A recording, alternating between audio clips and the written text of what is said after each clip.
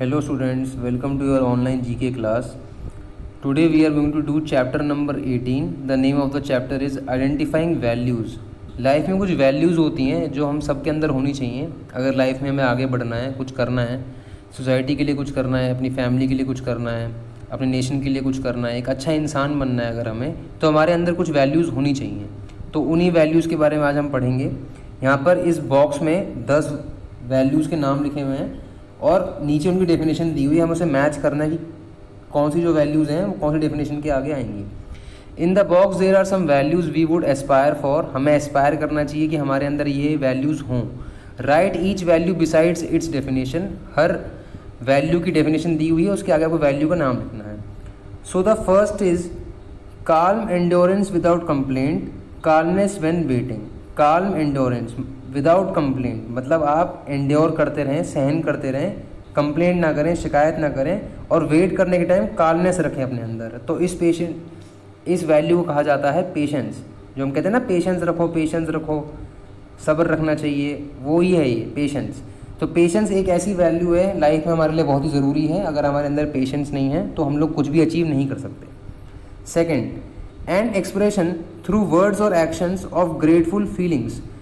N expression through words और actions of grateful feelings. एक expression है ये, या तो वर्ड से कर सकते हैं, एक्शन से कर सकते हैं, ऑफ ग्रेटफुल फीलिंग्स, कि आपके अंदर फीलिंग्स हैं कि आप ग्रेटफुल हो, आप आभारी हो, तो उसे क्या बोलेंगे? उसे बोलेंगे thankfulness. One should be thankful. आप इतने अच्छे स्कूल में पढ़ रहे हो, आपको इतना अच्छा खाने को मिल रहा है, आराम से घर पे रह रहे हो, सब कुछ आपके पास है, तो आपको थैंकफुल होना चाहिए, आपको ग्रेटफुल होना चाहिए। ये अपने अंदर ये वैल्यू आपको इनकलकेट करनी चाहिए। The third definition is to cease having bad feeling against someone else. Cease मतलब stop. To stop having bad feeling against someone else. किसी और के लिए हमारे अपने मन में बुरी भावनाएं, बुरी फीलिंग्स हमें नहीं रखनी चाहिए। तो इस वैल्यू का क्या कहा जाएगा? Forgiveness. Forgiveness is the third value. हमारे अंदर फॉरगिवनेस भी होनी चाहिए।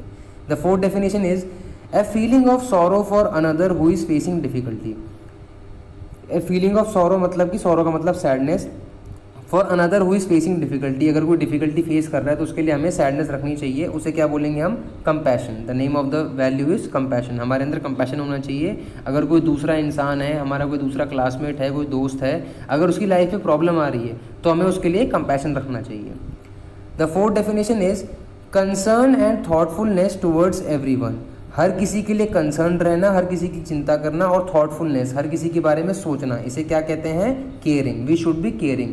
दूसरे लोगों की हमें केयर करनी चाहिए। ये भी एक बहुत इंपॉर्टेंट वैल्यू है हमारी लाइफ के लिए। The seventh definition is politeness and good manners when dealing with other people. जब हम किसी और से डील कर रहे हैं, दूसरे लोगों से बात कर रहे हैं, तो हमारे अंदर पोलाइटनेस होनी चाहिए, विनम्र भाव होना चाहिए, और गुड मैनर्स होने चाहिए। तो इस वैल्यू को क्या कहा जाएगा? इसे कहते हैं कर्टसी। हमारे अंदर कर्टसी होनी चाहिए।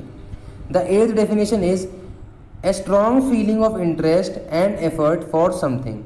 किसी चीज़ के लिए बहुत इंटरेस्ट रखना और बहुत एफर्ट डालना, इस वैल्यू क्या कहेंगे? इसे हम कहेंगे एंथुजियाज्म। हमारे अंदर एंथुजियाज्म होना चाहिए। We should be enthusiastic, we should try to do something with full interest, and we should try to do something with full effort. अगर कोई काम कर रहे हैं तो पूरे इंटरेस्ट से करो, पूरे एफर्ट से करो।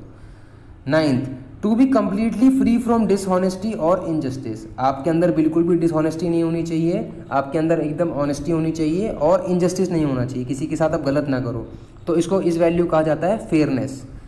And the last definition is the ability to produce something original. आप कुछ ऐसा काम करें, कोई ऐसी पोएम लिखें, कोई नया गाना लिखें, कोई नई ड्राइंग बनाएं, कोई नया प्रोजेक्ट बनाएं, कोई नई स्केच बनाएं, तो उसको क्या बोला जाएगा? क्रिएटिविटी। इस वैल्यू कहा जाएगा क्रिएटिविटी। तो ये कुछ वैल्यूज़ हैं, ये आपको सीखनी चाहिए अपनी लाइफ में।